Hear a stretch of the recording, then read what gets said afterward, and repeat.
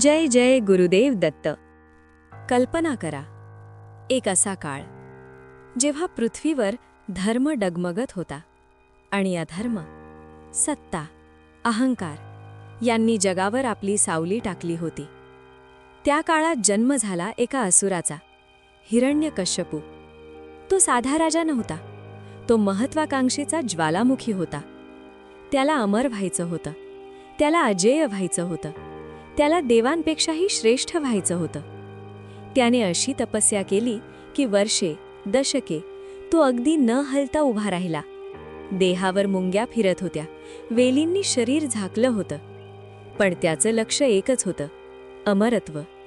शेवटी प्रसन्न झाले ब्रह्मदेव. हिरण्यकश्यपूने मागितलं, माझा मृत्यू ना माणसाकडून ना प्राण्याकडून, ना दिवसा ना रात्री, ना घरात ना बाहेर, ना शस्त्राने ना अस्त्राने, ना जमिनीवर ना आकाशात. हे वरदान मिळताच त्याला वाटलं आता मीच देव आहे. त्याने आदेश दिला, माझ्याशिवाय कोणाची पूजा होणार नाही. संपूर्ण राज्य भीतीत जगू लागलं. देवतांची पूजा थांबली, यज्ञ थांबले, धर्म हरवू लागला. पण दैवी योजना सुरू झाली होती. प्रल्हादाचा जन्म. त्याच्या घरात जन्म झाला प्रल्हाद, लहानसा बालक, पण हृदयात होता श्रीहरी. तो खेळताना, बसताना, झोपताना एकच नाव घेत असे, नारायण नारायण. हे पाहून हिरण्यकश्यपू संतापला. त्याने विचारलं, कोण शिकवलं तुला? प्रल्हाद म्हणाला, भगवान सर्वत्र आहेत. हे ऐकून अहंकार पेटला. त्याला विष दिलं, पण काहीच झालं नाही. त्याला सापांमध्ये टाकलं, साप शांत झाले. त्याला डोंगरावरून ढकललं, पण तो वाचला. हत्ती खाली टाकलं, हत्ती शांत झाला. कारण भक्ती भीतीला जिंकते. तेव्हा आली होलिका, हिरण्यकश्यपूची बहीण. तिला वरदान होतं, अग्नी तिला जाळू शकत नव्हता. योजना तयार झाली. मोठा अग्नी प्रज्वलित झाला. होलिका बसली प्रल्हाद मांडीवर. ज्वाला भडकल्या, लोक थरफरले, पण प्रल्हाद शांत होता. त्याने डोळे मिटले. तो म्हणाला, हे विष्णू, जर माझी भक्ती खरी असेल तर माझं रक्षण करा. अग्नीने दिशा बदलली. प्रल्हाद सुरक्षित राहिला. होलिका जळू लागली. कारण वरदान धर्मासाठी असतं, अधर्मासाठी नाही. त्या रात्री अहंकार जळाला, विश्वास जिंकला.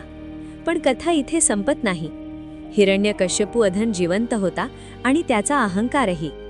त्याने विचारलं, तुझा देव कुठे आहे? प्रल्हाद म्हणाला, सर्वत्र. स्तंभात आहे का? तेव्हा स्तंभ फाटला आणि प्रकट झाले नरसिंह. ना पूर्ण मानव ना पूर्ण प्राणी. संध्याकाळी उंबरठ्यावर मांडीवर घेऊन त्यांनी हिरण्यकश्यपूचा अंत केला. होलिका दहन म्हणजे अहंकाराचा अंत. रंगपंचमी म्हणजे धर्माचा विजय. होलिका म्हणजे आपला अहंकार, प्रल्हाद म्हणजे आपली श्रद्धा, अग्नी म्हणजे जीवनाची परीक्षा. मित्रांनो, होलिका दहन आपल्याला एकच गोष्ट शिकवतो. अधर्म कितीही शक्तिशाली वाटला, अहंकार कितीही मोठा झाला, तरीही श्रद्धेचा छोटासा दिवा अंधारावर विजय मिळवतो.